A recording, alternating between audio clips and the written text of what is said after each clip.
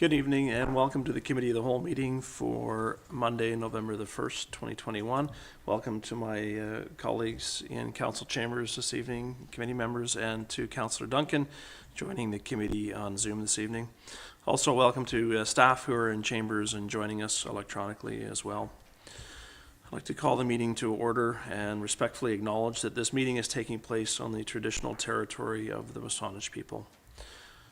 With respect to the agenda and its approval, unless there's any objection, I would like to suggest that we move forward item number 7 and move back item number 6 so that our guests who are appearing electronically can hear their development applications in advance of the staff presentation. And so with that, I'll look for motion to approve the agenda as amended. So move. Second. Thank you. All in favor?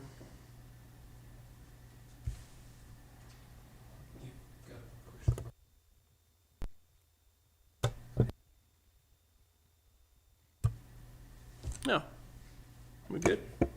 Okay. Thank you. Motion carried. Next item is with respect to public participation. And so with recent council procedural bylaw changes, we now have public participation opportunities during Committee of the Whole. And we don't have any presenters this evening for public participation, but I'd like to read for reference the guidelines for public participation at Committee of the Whole. A maximum of 20 minutes or 4 minutes for each speaker is allocated. Presentations will be brief and to the point. Those wishing to address the committee will be asked to specify their name and address for identification and the topic involved before being granted permission to speak. Individuals may only speak or ask questions regarding an agenda item. And finally, questions shall be addressed through the chair. And if the questions can be answered either by the chair or through the chair, the committee will endeavor to do so. Otherwise, the questions will be referred to staff. And so having no public participation throughout the evening with no one registered, we'll move on to the next item, which is approval of the minutes. And those are the minutes from the regular Committee of the Whole meeting dated October 4th, 2021. Move adoption. Second. Thank you. All those in favor? Thank you. Motion is carried. Next item then would be the development applications. And the first is a development permit application DP 100825 at 2313 Orchard Avenue. And we have a presentation from Mr. Ryan Hoyt. And so, Ryan, I'll turn it over to you. Thank you. Good evening. I'm just going to share my screen with you.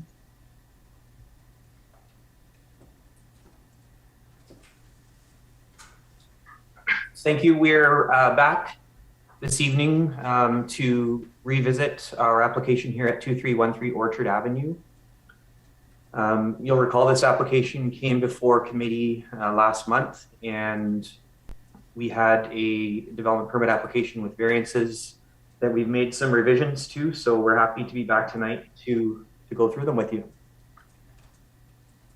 So just a brief look back. The property is in red here. We're looking at 2313 Orchard Avenue with Orchard to the north in this graphic, 8th Street to the west, and the laneway to the east. And I'm just going to jump right into it. The graphic on the right-hand side is a revised site and landscape layout for our application.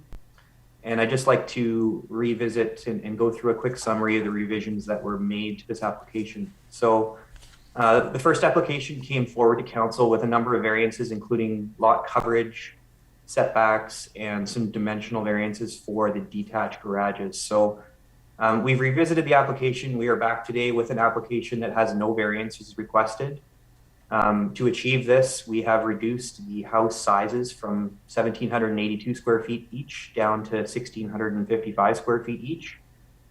We've eliminated the enclosed detached garages that were in the rear yard of both properties, and instead have smaller detached accessory buildings that are primarily devoted to storage in this case. Both properties will have surface parking as opposed to a garage will still have surface parking with access off of the laneway, and Lot A has a driveway now off of Orchard Avenue for surface parking. In removing the garages, there's no longer a right-of-way across Lot B in favor of Lot A. And finally, we've amended the landscaping to introduce a little bit more green space, some dedicated lawn space in the rear yard, and some smaller patio areas. And really, a lot of this lends to having more space now that the detached garages are gone and smaller sheds are in place. So just revisiting this streetscape as it is now, this is the existing house. This is a snippet from the servicing that shows some of the trees that are removed that are on the municipal boulevard. Nothing here is protected either in size or in species, just protected in the sense that they are on municipal property. So we will be proposing to remove these trees and replacing them at the required replacement standard. These are some revised graphics showing the two houses. The top image viewing from the southwest from Orchard and the laneway corner. The east would be from the property to the east, of course. And from the south, we now see we have surface parking in the front for Lot A, and the lower graphic on the west side shows the surface parking off the laneway in the rear for Lot B. So just a quick summary of the development now. The houses remain 3 beds and 2.5 baths. Essentially the same layout as before. We've just tighten things up and pinch things a little bit and save some space in the house, and obviously with the accessory building. So now everything is within the allowable limits. We have main floor level entry on both homes, flat lots, so lend to that barrier-free design on the way in. Upper floor bedrooms, slab on grade construction to deal with the forecasted sea level rise in the Orchard area. The homes will be built solar ready and will have EV charges available to the surface parking spots. We have permeable paving stone patios in the front and the back.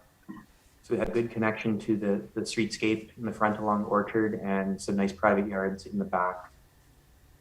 There's no on-site tree removal required to suit this development, just the municipal boulevard trees that we spoke of previously.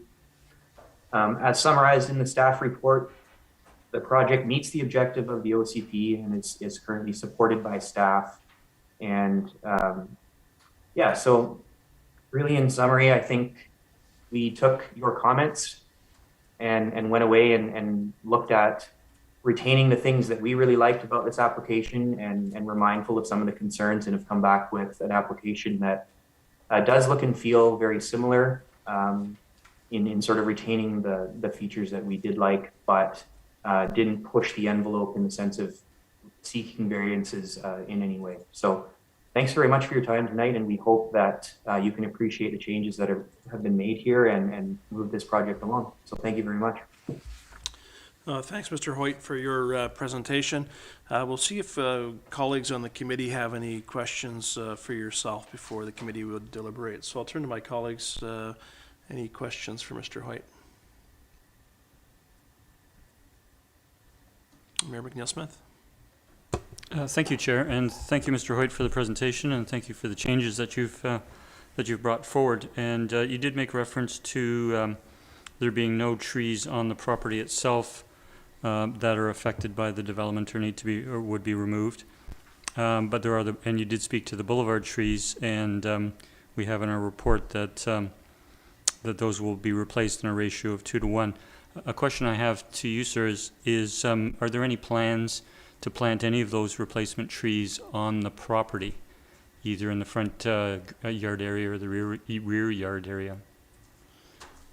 We did note on our landscape plan the intent to have at least 1 tree on the front of each property along Orchard. So that would be 2 trees.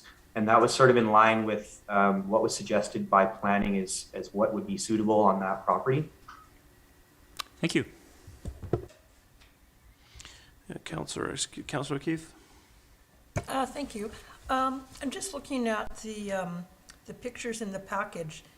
It just looks to me, from what I'm seeing, there's very few windows, like especially on the upper floors. It just seems unusual in a building that like this. Am I seeing it correctly, or is there a reason? I also note the windows on the bottom floor in the pictures I'm looking at are very, very small and narrow. And I just wondered if there's a reason for that, or? Yes, there's a very good reason for that. On properties such as this that are narrow lot subdivisions, we have small setbacks from the side of the building to the property lines. And the town of Sydney has declared that any property within the town falls outside of the 10-minute fire department response time. So in that, the typical allowable amount of glazing that we can have on any facade of a building as it faces a property line is significantly reduced. So what you see in this application represents the most glazing we can achieve down the sides of the home, just based on the proximity of the walls to the property line in this case. And that's even in a home that will be sprinklered, so they will have fire sprinklers. Otherwise, homes like this with proximity to the property line as shown would not be permitted to have any windows at all. Okay, thanks for that. Maybe a question through you to staff then, Chair, in regards to the fire response time and the restrictions around windows. Is that, my understanding of that was that those restrictions were in place for properties that were could not be responded to, I think, within a 5-minute time frame. But I would think Orchard being right close to the fire department. So is that a policy, or is that a building code thing? And just wondering how we're applying that throughout the town. Through to Ms. Verhagen. Yeah, thank you. Through the chair to Councillor O'Keefe, it does apply to the whole town. The response time is, I think this was described in a report to council last year. The response time is not so much a radius around the fire hall, which cannot be responded to within the less than the 10-minute time period. The issue is more the time it takes volunteers to get to the hall and then go to the call. So it is the whole town, regardless of this site being only, less than a block from the community safety building. Thank you. Okay, thank you. Thank you. We'll turn to other colleagues. Any other questions for Mr. Hoyt? Councillor Duncan. Thank you, Chair. I guess just to follow up then on Councillor O'Keefe's question about the windows, how does that affect whether the bedrooms does each bedroom have access to a window or natural lighting? Is that required for fire egress, or how did you get that in then for them? Yes, each bedroom would have a window that is required by code to serve for egress purposes. And regardless of whether the home is sprinklered or not, we're still permitted to have an egress window in a bedroom. But beyond that, any sort of discretionary windows would not be permitted unless the home would be sprinklered, and then the ratios are slightly increased at that point. Thank you. Any other questions for Mr. Hoyt? Mayor McNeil-Smith. Thank you, Chair. I'll move the recommendation that development permit application number DP 100825 to permit the construction of 2 small lot single-family dwellings for the property at 2313 Orchard Avenue be forwarded to the Advisory Planning Commission for review and comment. Second. Discussion? Seeing none, I'll call the question. All those in favor? Opposed? The motion is carried.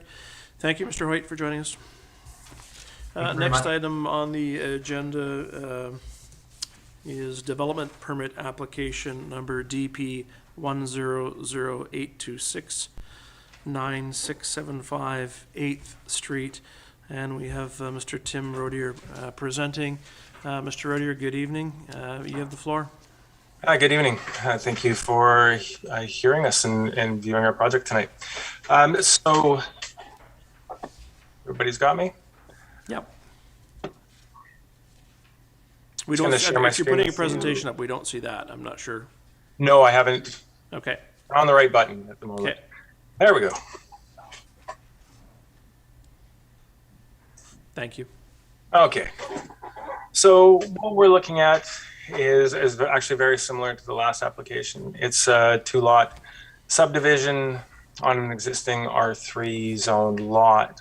It's actually just about a block away from the last one, right across the street from the fire hall. This is a view of the existing property, the existing house on the residence. And as we take a step a little bit further back, we see the existing lot here, and there's some newer development on the corner that is similar in nature to the subdivision we're proposing. Another view just now to the northeast, back at the lot. We can't quite see the lot because of these maple trees and a fir tree that are on the boulevard, not on the property, but on the boulevard just in front. And as we progress, I'll show you, but these are intended to stay, provided they're healthy and we can maintain them. We have no intention of hurting them if we can avoid it. Directly to the south, again, just another example of the existing housing stock in the area, and very similar sort of low-slung rancher styles that were quite common in this area. We see also to our northern neighbor at 96778 8th Street. Again, fairly low, and we see the new development being a little bit higher, and ours will be as well. So what are we going to do with this? We're looking to create, as I said, 2 lots, and they're fairly narrow. So the home style becomes a little bit narrow as well. So we can just see the edge of the house at 9677 and the one at 96667. Quite low in comparison, but again, it's just because of the nature of that existing housing stock being quite low rancher styles. What we're proposing to do is to create 2 single-family homes, both 2.5 stories, with half stories being below grade and then a upper story that's inset into the roof line.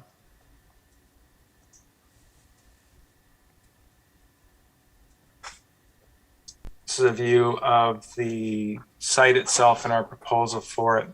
You can see most of the parking. Oh, sorry, it's got a load. Come on, computer. So it's late on Monday. No wonder my computer's acting this way. The laneway in the rear is where our parking will come in off of. So we will do some redevelopment, as was mentioned in the report. Engineering would like us to improve this laneway where we're accessing it, which is definitely not a problem. 2 parking spots for each unit in the rear, a patio space, dedicated built-up garden boxes for the units as well, in a fairly low-maintenance yard. That's kind of our goal here, was to create something that we can maintain fairly easily for the occupant.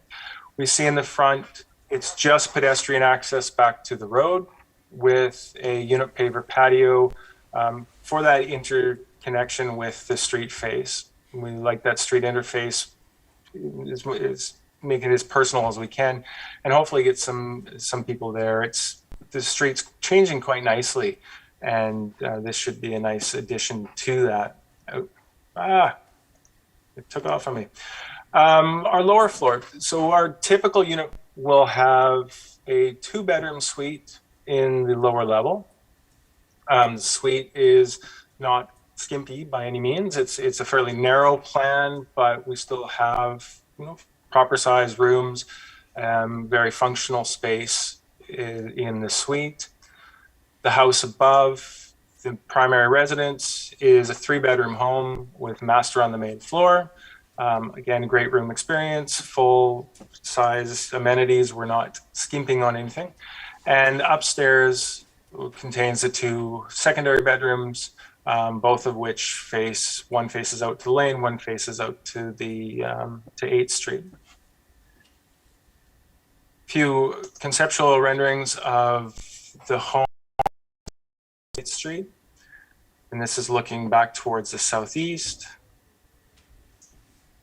There's the view straight on. A view looking back the other direction. And it was brought up actually in the last presentation about the limited amount of window space we can have on these sides of the buildings.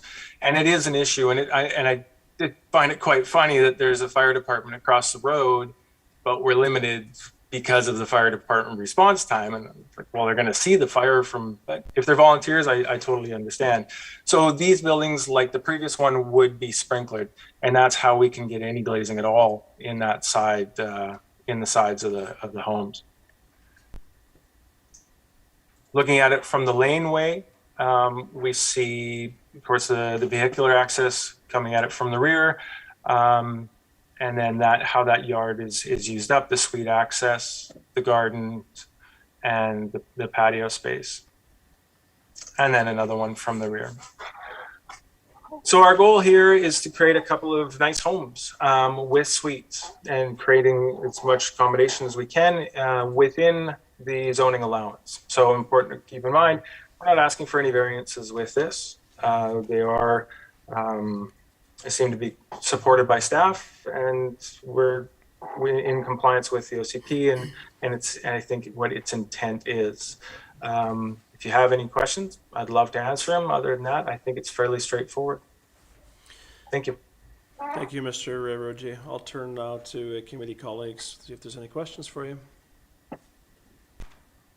Councillor O'Keefe. Thank you.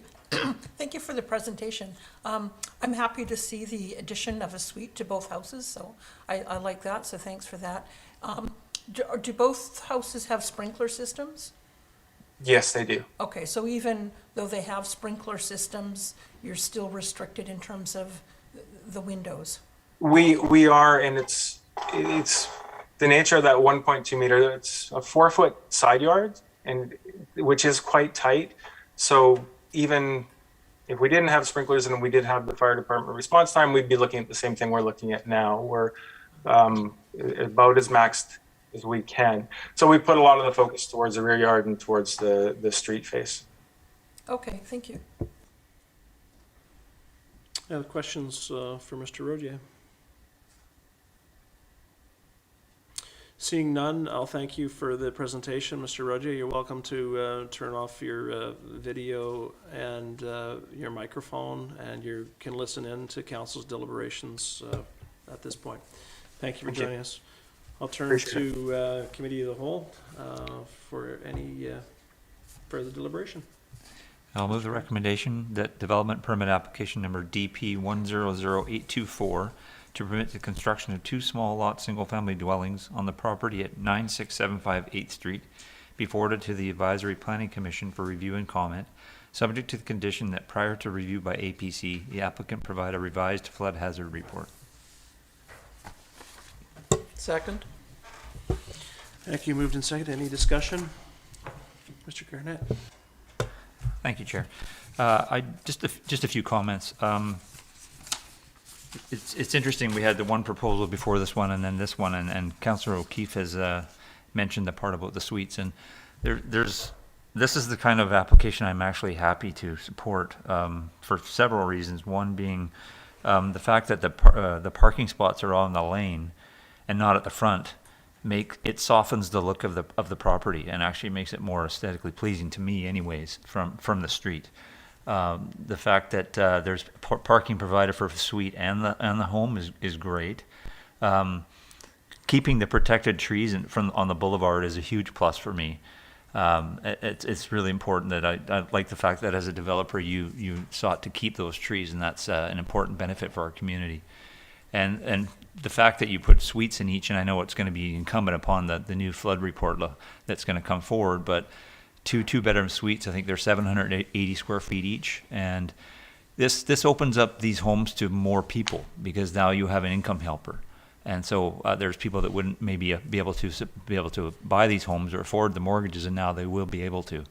And it also provides an extra housing in our community for, say, a young family starting out with a young child, 2 workers in the community that want to share 2 bedrooms and just have a place to live. So I'm really, really happy with what you presented here. Of course, approving the flood control level that staff looks at after. But thank you very much. Thank you, Chair. Thank you, Councillor Gannett. Any further discussion? Seeing none, I'll call the question. All those in favor? Opposed?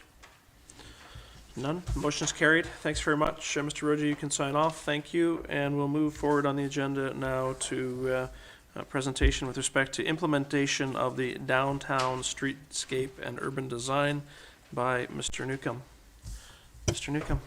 Thank you, Mr. Chair. I'll just share my screen here.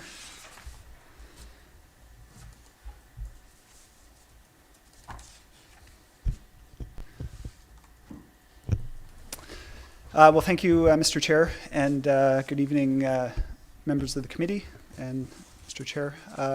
My colleague Bruce DeMar and I are here to present tonight on how the town is implementing the Downtown Streetscape and Urban Design Standards document.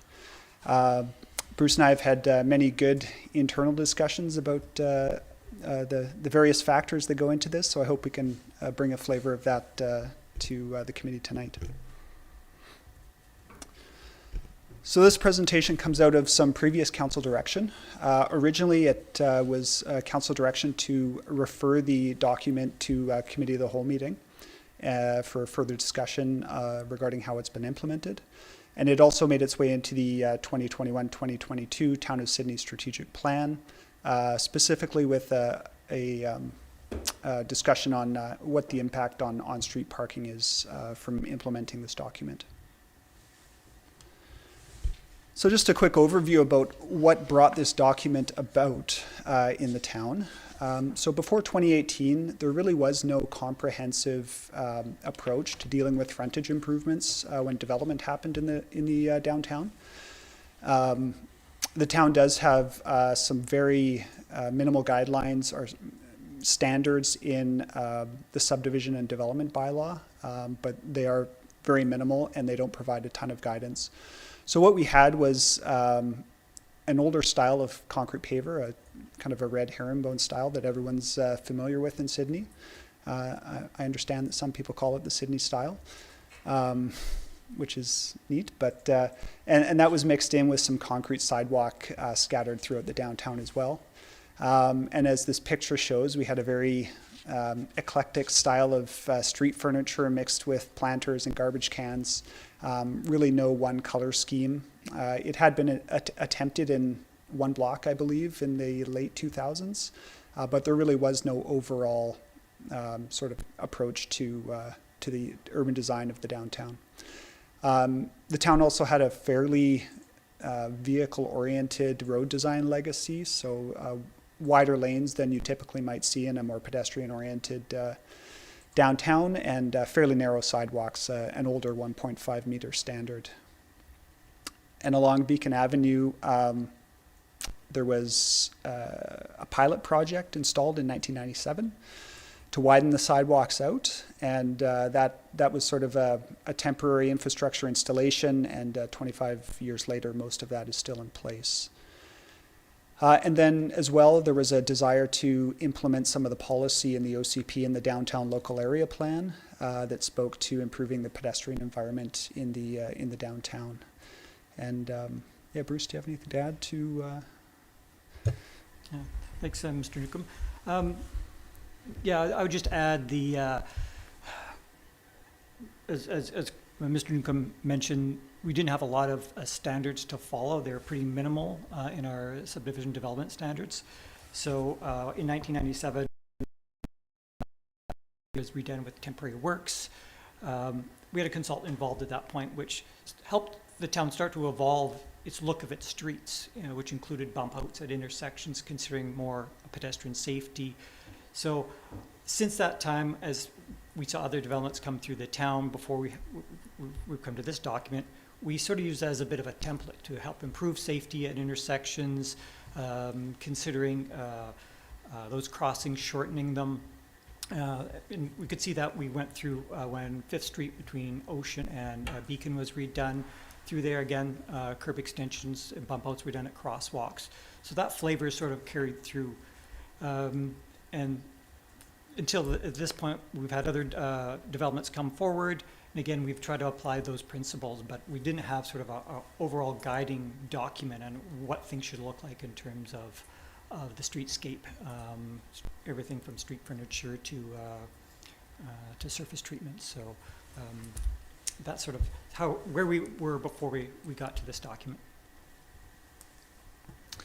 So just looking to some of the policy that fed into the Streetscape Standards document from the official community plan from 2007 and the downtown local area plan from 2008.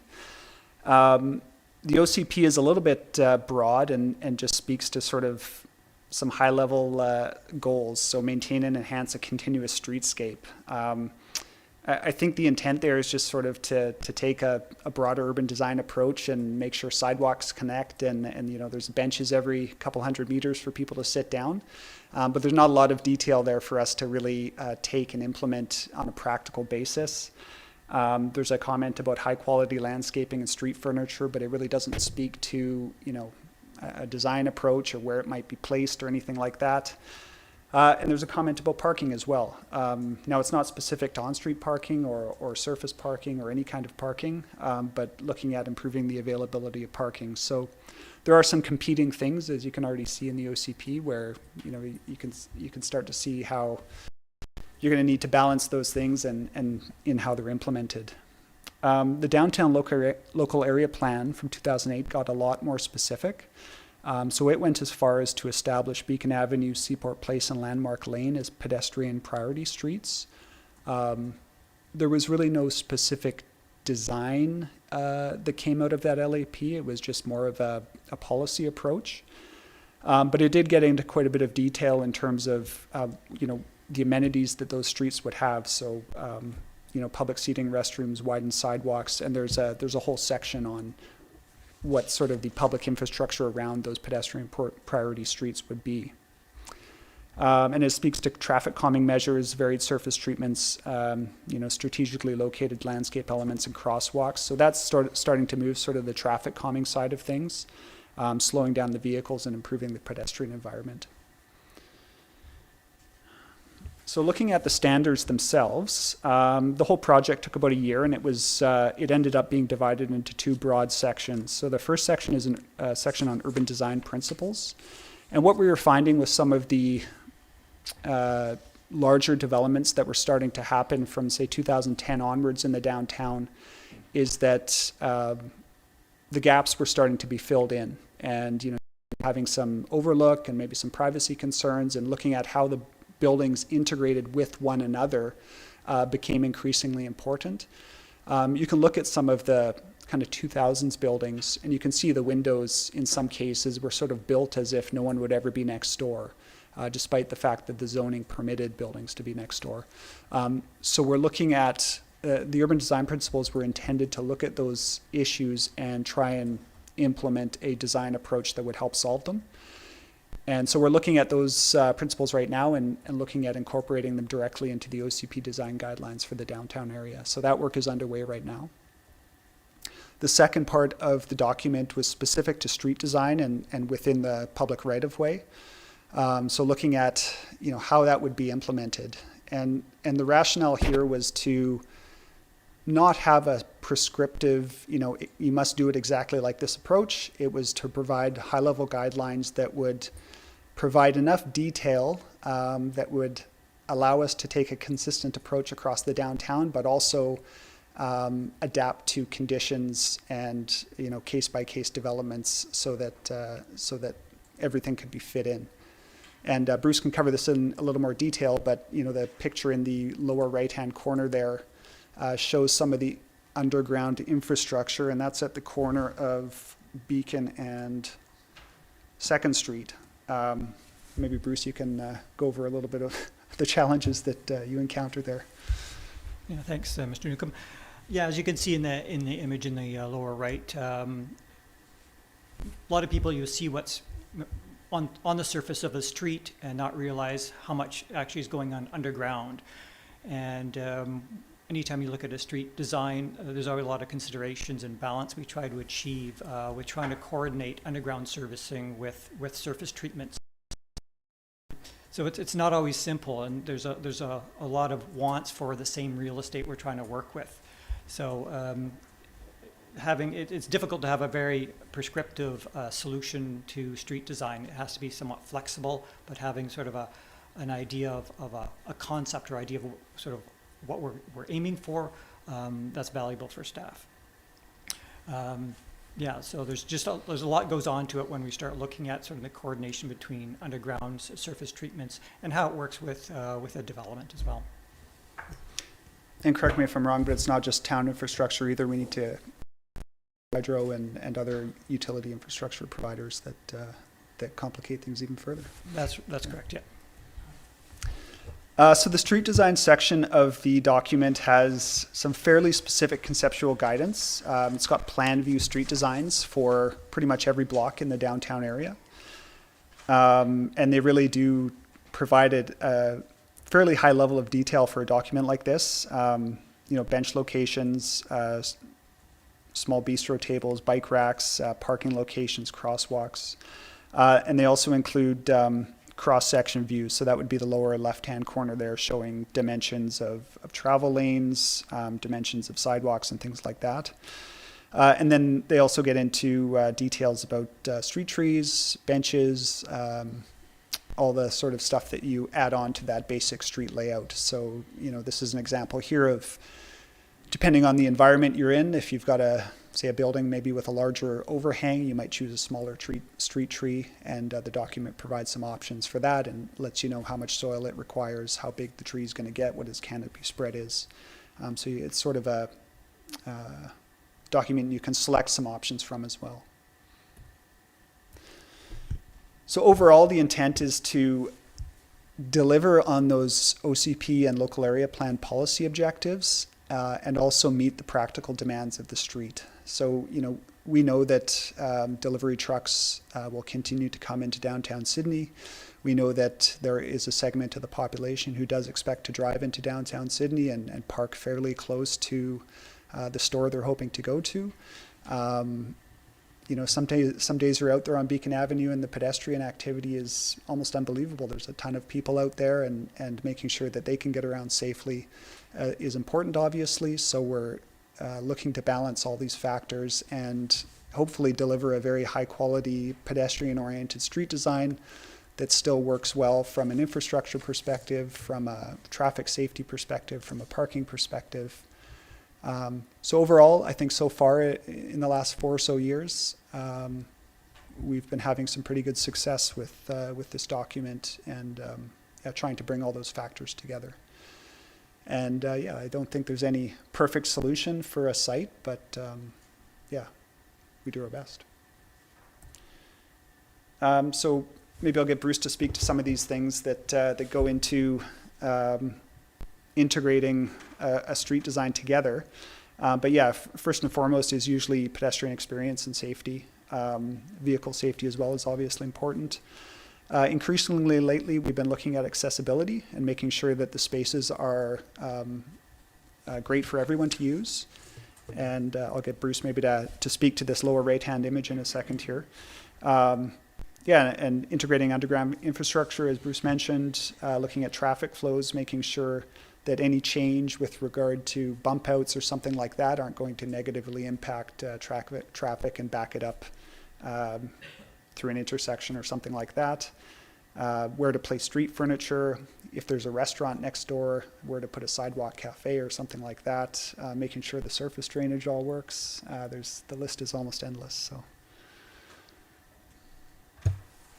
Just add to that in terms of, I mentioned about the coordination. There's other factors as a site develops as well. There may be existing infrastructure that has to be maintained that's on the surface, could be transformers or other infrastructure. Often we have existing street trees that are in good shape, and we want to try to maintain those, and again trying to work with those with development and with those frontage improvements for a site. And as we do make these improvements, we're bringing in other features and elements that make a better experience for pedestrians as well. As Corey mentioned, the lower right-hand image, there's a standard, or I'll call our new standard for a pedestrian crossing at a crosswalk. So the gutter is a zero-lip gutter, so there's no lip there for the pedestrian. And then we've also have a standard now of scribing in lines in the sidewalk for the visually impaired, so they can feel the difference in the textures as they're approaching an. Other consideration is when we're trying to implement a plan is also our operation and maintenance components of it as well. So yeah, there is a lot of factors that go into looking at what a frontage and what improvements and how they all work together. So just an image here, a recent image of how this is all sort of coming together on one street in Sydney. This is 3rd Street, standing just north of Dig This, looking over at the Meridian mixed-use building. And so you can sort of see the cross-section here, where you've got fairly narrow traffic lanes in the middle. Probably no more than 25 feet of crossing distance from pedestrian space to pedestrian space, with a rollover curb. So if you are in you have a walker or something like that and you're crossing, it's not only a short distance to cross, but also, you're not sort of bumping down over a tall curb. Very wide sidewalks with the trees out in the bump outs. So ideally you get a full spread of canopy from those trees over time. And if they get large enough, you could even get sort of that touching over the roadway that kind of gives that nice tree canopy, both for the pedestrians and for the drivers. Consistent color of street furniture and poles and posts and things like that. Yeah, so it's starting to come together on 3rd Street, and we were fortunate to move ahead with BC Hydro doing the beautification project to put the underground wiring below the surface there. So yeah, overall, when that street's done, I think it'll be quite nice. Turning to another sort of current project where this document is going to factor in significantly. So the corner of Beacon and 4th is the Beacon on Beacon development. This is the first major redevelopment on Beacon Avenue in probably about 15 years. There is a smaller development happening down Beacon, but it doesn't have as much impact in terms of a street frontage redesign. So the project's about 50% complete. The frontage improvements for a project like this typically happen toward the end of the build out. So we're starting to get to that point where the design needs to be finalized, and contractors will start getting put in place. So staff are working with the developer civil engineer to finalize the design. And again, we're balancing all those factors that we've discussed, trying to make everything work to the best degree we can. So we're looking to implement those OCP and LAP policies for a great pedestrian environment, and also how everything works from a functional perspective. There's a lot of underground wiring there from 20 years ago when the wiring on Beacon Avenue was put underground. A lot of utilities, infrastructure there, so it's a fairly complicated frontage.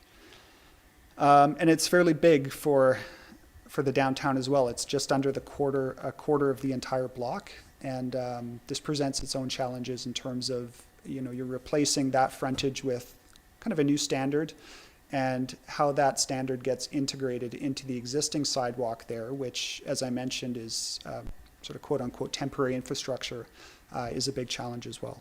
So that's all being worked through right now. Did you want to speak to that, Opus? Thanks. Yeah. Just again, a lot of underground infrastructure. We have 2 large, relatively mature trees on the Beacon frontage. So trying to integrate the improvements on the frontage with elements from the standards is somewhat challenging. So we're working cooperatively with the developer to come up with sort of the best outcome for that pedestrian use as well as parking. So turning to parking. again, this with on-street parking, it's a question of balance. So we're looking to trade off high-quality urban design with functionality. We, I think, so far have been successful in a no net loss approach, and I think we've been able to do this with minimal impacts on the quality of urban design. I think we've been able to maintain a fairly good level of urban design with the frontages that have been redeveloped. But it's possible to lose parking on a frontage, and really the reasons why this happen are you're looking to have wider sidewalks for street side cafes, something like that. There might be new driveway crossings from a redevelopment.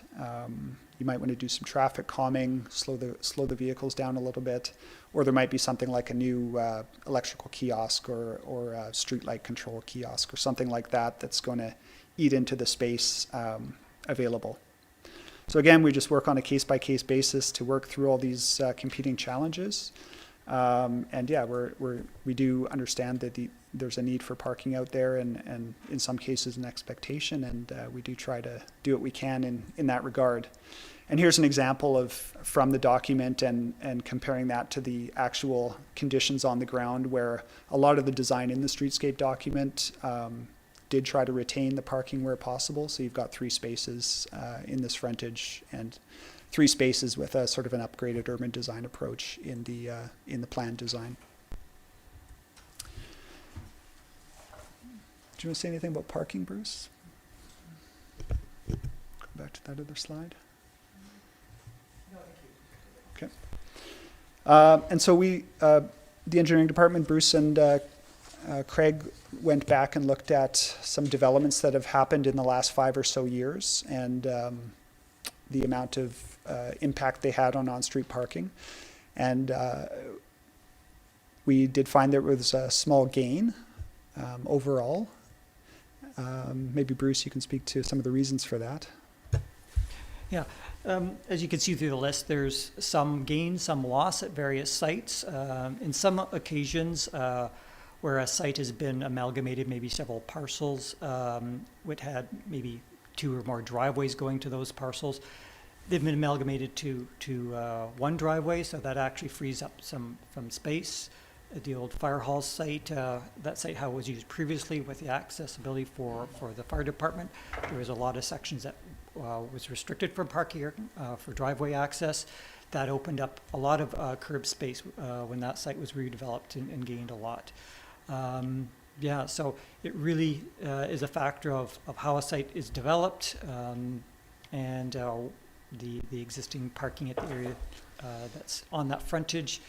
And yeah, as you can see through the list, we've made an effort to try to maintain or in cases we've been able to improve the parking numbers for the on-street parking. And I should note too that the Streetscape standards document did take a conceptual look at this issue as well, and across the entire downtown, I think from First Street West, it anticipated a loss of 14 spaces over the entire build-out, and of course that build-out would take a significant amount of time, so whether or not that would be felt from a practical standpoint, it's pretty tough to say. So the last slide, just looking at how all this infrastructure is paid for. There's essentially 2 ways it could be paid for. Most typically, it's paid for through development-funded frontage improvements. So when a project comes through the system here in the town, the developer is responsible for developing out to the center line of the road in front of their development. If it's on a corner lot, all around the corner as well. And then the other way it can happen is the town could do a capital project and basically pay for the infrastructure up front. Really, in terms of how this might be delivered over the long term and building out this entire plan, it would probably be a combination of the 2. There might be situations where you have, development across an entire block that almost builds everything out and there's a little gap left. And the building in front of that gap still has 50 years of lifespan, and so the town might just decide, let's fill in the gap with a capital project. by the time that building is aged out and is ready to be redeveloped, the infrastructure is probably getting aged too. So it might make sense in that case to just go ahead and do it with a capital project. There might also be situations where from a operational perspective, in order to keep traffic flowing or something like that, it might just be better to go in and sort of metaphorically tear off the Band-Aid, build out the infrastructure. And one option in that case would be to implement a latecomers agreement, where if a development did happen after the town undertook a capital project, there's the possibility of recovering those funds as each frontage develops. Those are not typically super successful, just because developments don't happen in the way that you always hope they will. So caution is definitely warranted in expecting the recovery of those funds. But overall, it's likely to be a combination of developer frontage improvements and town-led capital projects. And I think that's it for us. So we're happy to take questions if the committee has them. Thank you.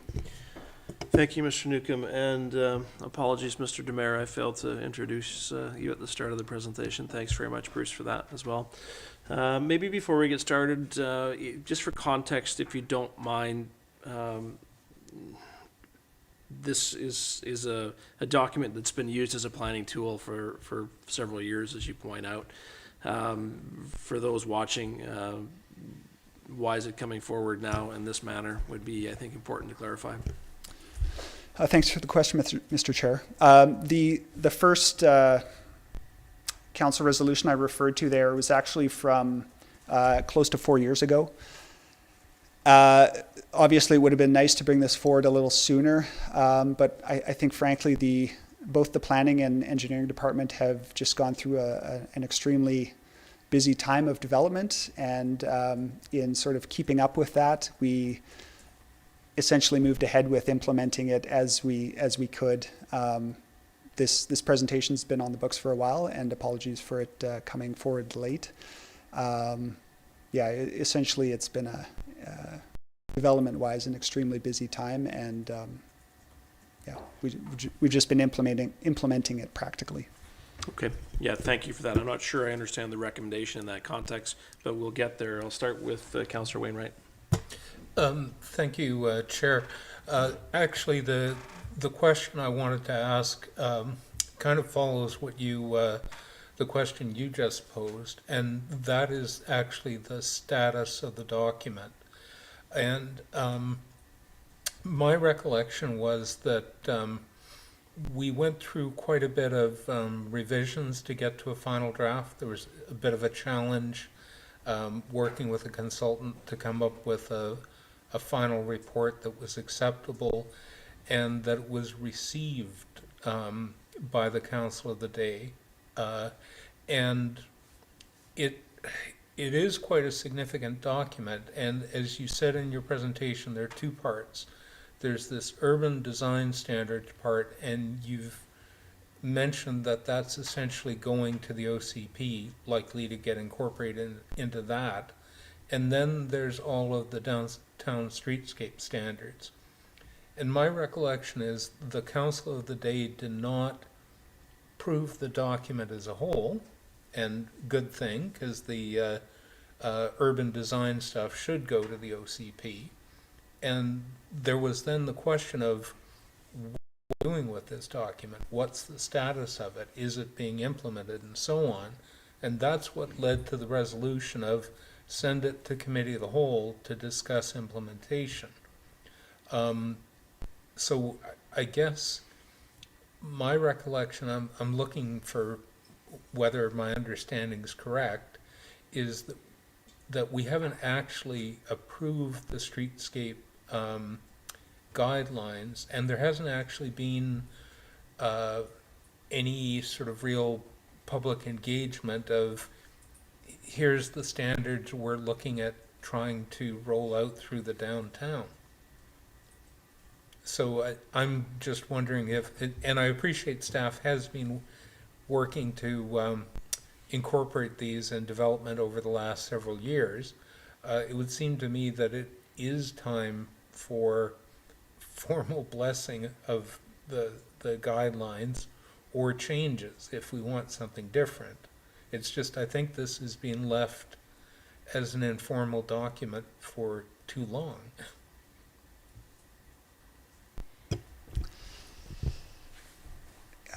Through the chair to Councillor Wainwright, I confess I was under the impression that the council of the day had maybe approved it in principle. I might be wrong about that. You are correct that we did have some trouble with the consultant on this project, and I think we struggled to finish it in a way that we would have liked to. Yeah, but my recollection is that the council of the day at least gave it a blessing in the sense of go ahead and start using it, but I may be incorrect in that. Just as a follow-on, I think there was quite a bit of concern about the number of parking spaces that might be lost and how the business community would react, and therefore the council of the day was cautious, and I don't think they even went as far as approving in principle. I think they were looking to get some feedback. I may have a different recollection. Just add that we did go back and do that parking assessment showing the overall loss of about 14 spaces as a result of, I think, council's concerns at the time. But I do not remember whether it came back to council after that. Well, thank you. I'll turn to committee colleagues to see if there are any other questions for Mr. Newcomb. Councillor O'Keefe. Thank you. First of all, thank you to my colleagues for asking those questions, because I was also wondering, you know, where did it sort of come from? Where were we at with this, and had it sort of been blessed or approved by council? And noting that it's, you know, several years old, I also wondered whether it needs some extra eyes on it. I don't know if it's something that would be included as part of the OCP engagement or something we would get APC to look at. I'm not sure what that might look like, but I guess I'm just pondering that at this point. But I'll just, if Mr. Newcomb wants to respond. With your permission, Mr. Chair. Please. Thank you. I just want to comment as well that this project did have a very, very extensive community engagement process associated with it. I think one of probably the most robust engagement processes we've done on any project to date. So there was a lot of community involvement that fed into it. Thank you. Okay. So just a few questions. There was lots that I liked in it, especially the accessibility things. One thing I was wondering about the parking, had we ever considered angled parking in some, maybe not on Beacon, but maybe on other side streets, like maybe First or Second? Would that give us, more parking and to sort of mitigate what space we might lose in other areas? Yeah, thanks for the question. Angled parking was discussed in the context of this project, and the consultant recommended against it for the reason that it would essentially detract from the pedestrian orientation of the streets. So angled parking can fit more vehicles in, but the act of fitting more vehicles in makes it a more vehicle-oriented space. The angled parking is much wider and takes up a lot more road space, and so you'd have narrower sidewalks and basically more space dedicated to cars, and obviously from the downtown local area plan policy that you saw, that wasn't the approach that was desirable at the time. I guess what I was wondering is if it might work on some streets, like maybe on, the south side of Bevan or something. I don't know if that's something that might work, or whether that had been considered at all. Angled parking definitely was discussed in the context of this project, but it didn't make it through to any of the final options. I don't know if, Bruce, do you want to talk about some of the practical considerations of angled parking? I mean, it can definitely work as the block from Second to First shows, but Right. it does take more space. Yeah, I think the key is, Mr. Newcomb said, is it does, angled parking does take up more street space, and when we have limited width of right-of-ways, and trying to accommodate more pedestrian space, you sort of lose the functionality of that pedestrian space. Yeah, okay. Can I? And one more on the topic of parking. So I like the ideas about little parkettes and things, but that might use up parking space. So in those instances where staff were looking to use parking, existing parking to do a little parkette or to put bike storage or racks there, is that something that there would be engagement with the local business owners there, or would it just sort of happen? Yeah, thanks for the question. Typically, these projects are happening in front of a redevelopment. Okay. So there is no adjacent businesses to consult with. It's the developer essentially. Okay. I would say too that typically it comes down to a choice between a parking space and something pedestrian oriented like a parkette or something like that. And I would say typically the parking space wins out 9 times out of 10, I would say.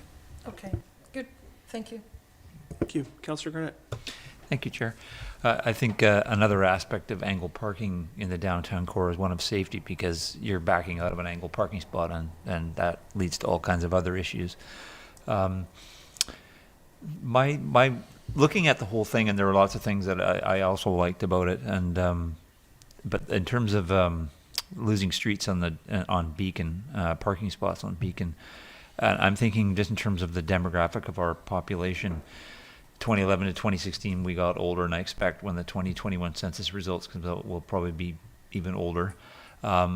We have a lot of people that want to age in place, living in the north and the west, have to take their cars to downtown, wanting pedestrian friendly, wanting walkability, but trying to balance that. And I wonder if staff, if you looked through the chair, looked into if we're going to lose spaces as development. I understand and appreciate it's over time.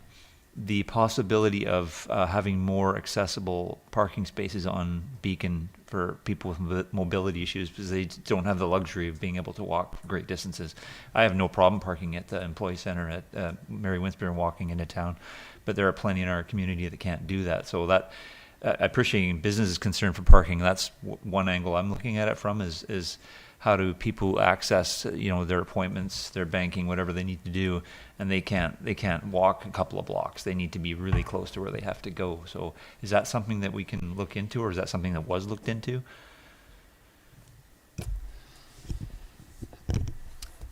Through the chair to Councillor Garnett, the accessibility discussion was definitely not as front and center as it when this document was done. It was definitely not as front and center as it is now. I do know that this is a topic on the minds of engineering, but I confess that the finer points of installing an accessible space on street are beyond me, so I'll turn it over to Bruce. I would just add that we're looking at another parking study for the downtown core area, so that would be something that could be considered, because we do have demands from the businesses for loading zones, as well as looking at disabled spots. So I'd like to have a holistic look at the whole downtown and see where it makes sense to accommodate that type of parking. I guess my only comment is that I know it's a dreamy thing to think of, but I love that drive that I take on occasion. That's at the end of Shelburne, heading into Mount Doug Park, and I know there's been stories on it, and it's just tree lined, and it's just so relaxing. And I know we certainly have the space for that, but I would love to see something similar like that at some point in time, with that kind of tree look, and it's just calming and inviting. So thank you very much for everything you've done. Councillor Fallon. Thank you, Chair. If I may, through you to staff as well. Building on Councillor Garnett's comment regarding accessible parking, it was something I wanted to bring up as well. We're looking at reducing potentially, if these plans are to go forward, that we would be losing a certain amount of street parking, and that's going to make it even more difficult for those who are mobility challenged. I'm not so much thinking about those who are using an aid like an electric scooter, but more so those who are still walking and need support and have limited energy. So it becomes much more important for them to be able to park as close to their destination as possible. And I think our priority needs to accept that we're going to have to change our thinking about who's going to be using the most convenient parking spots. So I would like to see, in general, an increase in number in, I realize that this isn't about accessibility, but it's part of the plan, an increase in number of available accessible parking spots that are marked throughout our community. But certainly if we're going to do something like this, that the actual beacon block, north and south, is has a greater focus on accessible spots. So that's that pitch. And then because this plan, the Streetscapes plan, is looking at a far more pedestrian-friendly and focused street, and there's going to be a greater interface between vehicles and pedestrians, and we're also looking, there's discussion in here about cyclists and whatnot. So I'm wondering, do we need to think about slowing down the speed limit on Beacon Avenue if we're going to have more mid-block crossings, and also looking at the reality that we're probably going to have more cyclists coming down. So to just reduce the potential is 30, should be 20. The other one is also about the traffic, of whether or not we need to look at reducing the times that our courier vans come down Beacon Avenue. And I think when they stop in the middle of the block, especially if they have the big box vans, that's visually restrictive to be able to look around and see what else is going on in the street. And depending upon where they've stopped or parked, that may impact somebody who's using a crosswalk or wanting to use a crosswalk. So if it is something that's on your radar, I'd love a comment. If not, then we'll just leave it there. Through the chair to Councillor Fallett, thanks for the question. I would say the goal with these street designs is to overall bring the speed of vehicles down to a speed that would be comfortable for someone to cycle down the center of the road and still feel sort of safe doing so. So 20 kilometers an hour or less would be ideal. I don't know that I'm not a traffic engineer, but there's multiple ways to do that, and one of the ways is through street design. So having, street trees that are out closer to the curb, wider sidewalks where there's a lot going on, and narrower lanes tend to slow traffic down overall. There might be some direct traffic engineering style of interventions that you could do as well. Speed limits might be one of those. Generally, I think though the more pedestrian focused the overall design is, the slower the traffic is going to go. And that could be combined with a lower speed limit, but maybe necessarily does not have to. There's not a ton of room in the right-of-ways in the downtown. And so, you're fitting a lot in there, and with a lot going on, drivers tend to slow down just because they feel that sense of, I better be cautious in this situation. So busy streets like that can actually be very safe streets if people are taking the appropriate amount of caution. Bruce, do you have anything to add? Yeah, I would just add to that as part of the implementation of the standards, for example, lane widths on Beacon Avenue, they're currently 4.5 meters. They're being reduced down to 3.6. We're losing about 0.9. So getting that narrower lane width is what we're trying to achieve to help things look a little tighter, help slow down traffic for that more pedestrian space. Thank you, if I may. And just back to the courier vans. we are hampered because we don't have back alleys for them to do a lot of their deliveries. And but there are other ways. My concern is, and I love what I'm seeing in this, but I also think about the number of courier vans that are coming throughout the whole day, and especially, like I said earlier, the big trucks. And when they stop, it does create a safety challenge. So I'm not expecting staff to be able to come up with a response, and I realize that this is something that may take time over years, but I did want to give that some airtime to consider it, because I think, there's cities all over the world that have restrictions for when couriers come in, and it may be a thinking that just has to evolve here. If I may respond to that, Mr. Chair.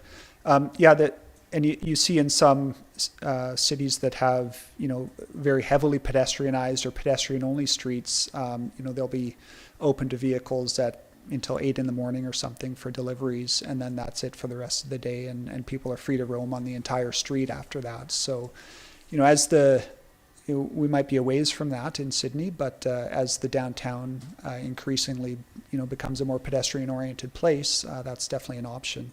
In the near term, looking at loading areas and/or maybe potentially truck route bylaw for deliveries might be an option as well, through the parking study or a separate study. Thank you.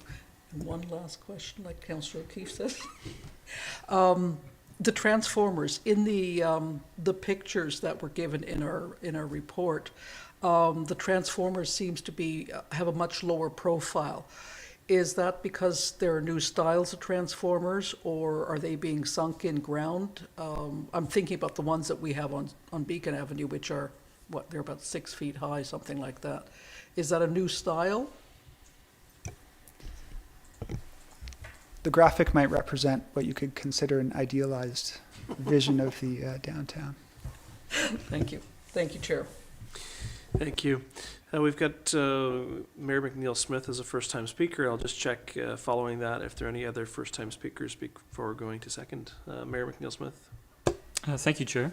And thank you for the presentation. Thank you to colleagues for your the questions and comments, and the earlier comments regarding the status of this report. The slides aren't numbered, Mr. Newcomb, or through you to staff. The slides aren't numbered, but I believe the standards overview is the next slide after the one on the screen. If you could, no, it's not. Oh, it is. Okay. And so you indicate on this slide that, and as we've read in the lengthy report, that it's divided into 2 parts: urban design principles and street design guidance. And you go on to say that the urban design principles will be incorporated into the OCP design guidelines. And the next bullet says that the street design guidance is currently being implemented. Is there a reason, while it's being implemented, and we've had some discussion about that, will that street design guidance not be incorporated into the OCP as well? Through the chair to Mayor McNeil Smith, it's a good question, and the reason, the answer is basically no, and the reason for that answer is that this document has much too high level of detail to be incorporated into. I mean, there might be some general policy that speaks to, as it does in the downtown local area plan, speaks to pedestrianization or focus on public amenity on the streets, or something related to parking, prioritizing parking in a specific area, maybe prioritizing a delivery development of a truck route bylaw to handle deliveries. But in terms of the design itself, no, that's not something that's really well suited to the OCP. A standalone document like this, I think, provides a better place to look to for guidance in that regard. Thank you. If I may continue, Chair. I guess, I mean, the OCP is a high-level document, and you've indicated, and I would agree, that some of this policy regarding street design guidance is at a higher level. I think, the implementation, if you look at the existing OCP, it's referred to in your slide presentation, is that it's in our OCP from 2007, or the LAP from or downtown LAP from 2008 to create a pedestrian-friendly downtown. I think that's a worthy statement, but I think being able to speak to street design guidance at a high level within the OCP reinforces the concept or the objective desire to become more pedestrian friendly, and I think that if it's incorporated at that high level, that when the draft OCP comes before council and then the public for future engagement, that it is actually an opportunity at that time for the community to comment again on some of the aspects that we're seeing in this document. I'll leave it as a comment for now. Just something a little more specific, and that is with regards to one of the slides showed some of the elements in good design, and one of that was rain gardens, and we saw photographs of I guess wells, or not sure what you reference. I guess wells isn't the right word, but at street level, the planting occurring and happening below ground, and then ground level planting. And then on, we know on Beacon Avenue, with the maturity of a number of the trees, that they are in wells that are above the street. And I guess my first question to staff is that is one of the reasons, or the reason, that those trees are in wells is because of the underground infrastructure that is currently presenting there. Through the chair to Mayor McNeil-Smith, I believe that's the case. There's significant electrical underground infrastructure through a lot of the sidewalk areas, as well as town-owned utilities. So a lot of the cases, that's the reason why is the trees are in the above tree wells, because of the underground infrastructure.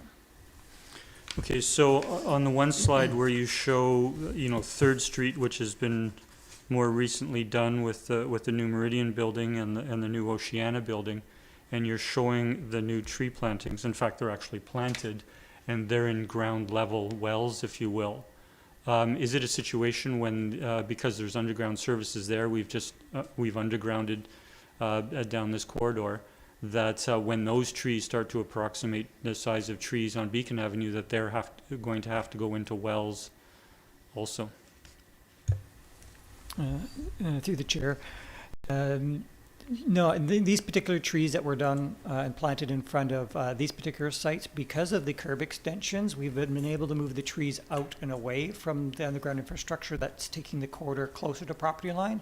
So that's all part of the coordination of the various features between trees and underground. So by achieving those curb extensions, particularly around driveways, it gives us opportunities to get tree planting in there, in ground well, and not conflict with underground utility. Thank you.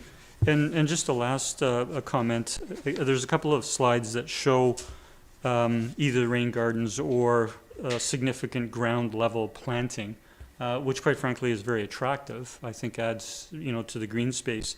I don't know that that's practical in our situation from what we've seen on Beacon Avenue to date, and from what we're doing in the new design in areas like Oceana and the Meridian. And just a suggestion that if elements of this were to make their way forward to an OCP, that the drawings that we incorporate, present, realistic opportunities going forward, such that there's not an expectation, amongst them. As soon as I saw it, I said, oh, that'd be nice to have, that would be nice to have here. So just an additional comment there. Thank you, Chair. Just to yield to staff, if there's any comment on that. Yes, through the chair, for me. Yeah, what's illustrated as rain gardens, unfortunately, soils within town, the subsurface is not really amenable to rain gardens. We have a impermeable clay layer, very shallow. So a traditional rain garden allows that water to infiltrate back into the ground. With our materials that we have, they're not practical. You might provide some level of treatment, but you're not really getting that water back into the ground, which is more of a tent of a rain garden where it's feasible. And yeah, the other thing I would just add to that in terms of the vegetation, it looks really nice around that area. But one thought I've had is we've learned a lot through going through still the pandemic and the importance of pedestrian space for separation. And sort of some of the illustrations, the level of green space they're showing has its drawbacks when you're trying to balance between pedestrian space and some greenery. So we just make that point as well. No, thank you. And if I might, Chair, just one comment that I meant to say is that I do appreciate that these visuals that we're looking at here were provided by the consultant in their report, but it was just a comment in terms of moving forward. Thank you. Thank you. I just want to check in with Councillor Duncan before I move to my second time speakers list. Councillor Duncan, any comments or questions at this point? No, I'm fine, thank you. Okay, thank you. I have Councillor O'Keefe followed by Councillor Wainwright. Councillor O'Keefe. Thank you, Chair. A question through you to staff. Turning attention now to cycling on Beacon. And so in the report, it talks about making Beacon east-west cycling corridor. And knowing that this was done 4 years ago and how busy it's getting there, I guess my questions are around, do we still have that vision, do you think, for that east-west corridor? That's one question. Along with that is Beacon is obviously one way, it goes east. And so would we see Bevan or Sydney perhaps being the other corridor? And I guess related to all this, before we made a commitment on that, would we wait to see what came out of our active transportation strategy? Yeah, thanks for the question through the chair to Councillor O'Keefe. I would say staff are not looking to this document at all with regard to cycling, except to say that the overall street design we hope will be amenable to slowing traffic speeds down so that cycling in the downtown is fairly comfortable. In terms of routes and how active transportation traffic might circulate throughout the downtown, I think the intent is to leave all of that to the upcoming active transportation plan and let it be done in a comprehensive way through there. So I don't think that east-west corridor is really being looked at as something that's going to inform that active transportation plan. We're sort of starting from scratch in that regard. Thank you. Thank you. Councillor Wainwright. Thank you, Chair. I'm kind of picking up on Mayor McNeil-Smith's comments, and I was thinking along the lines of maybe a motion to approve in principle the streetscape standards portion of the document, and maybe a motion to ask our APC to review the document and recommend, high-level policies that should be referred to the OCP Advisory Committee. But I don't want to cut off the conversation. And I'm also wondering if it might not be better to ask staff to propose some motions along that lines. Hearing, for example, that maybe we don't want to approve in principle the bike lane portions of the document, maybe staff would be in a better position to propose a motion, not necessarily tonight, but for council that would provide some level of blessing of the document so that it's reasonable for them to be implementing it, and also that we refer the things that should get referred to the OCP. So I'm game to try a motion tonight, but I'm also comfortable to make a motion that asks staff to propose something to council. I think we'll just pause and allow staff to comment on their preference. I will note that Mr. Newcomb had mentioned there was a fairly extensive process of engagement in the development of the document, and so I'm assuming that would have included the ACP of the day, the APC of the day, excuse me, and that the timing as it relates to the OCP process may be somewhat pressing, and so I don't know that a referral to Advisory Planning Commission first, or simultaneous with the OCP work group might be appropriate, but again, we'll yield to staff's preference.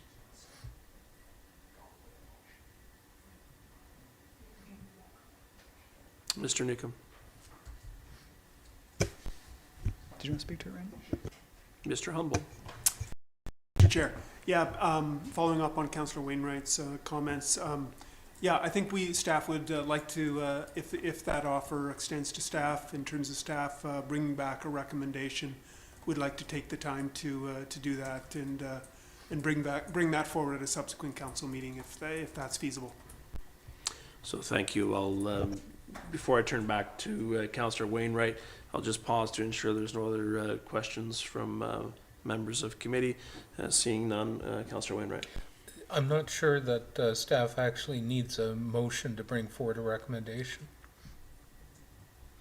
Okay. Are we receiving this for information this evening and not referring it back to staff then? I'll move receipt for information. Second. Discussion? Mayor McNeil-Smith? Sorry, just a question. Does staff anticipate that this being committee of the whole and then our minutes going to the next council meeting, that the resolutions from staff would come to that council meeting, or? Yes, that sounds excellent. Thank you. Thank you. Seeing no other discussion, I'll call the question. All those in favor? Opposed? Thank you. Motion is carried. That concludes our agenda. Thank you very much, and I'll look for a motion to adjourn. So moved. Second? Thank you. All those in favor? Thank you. We're adjourned.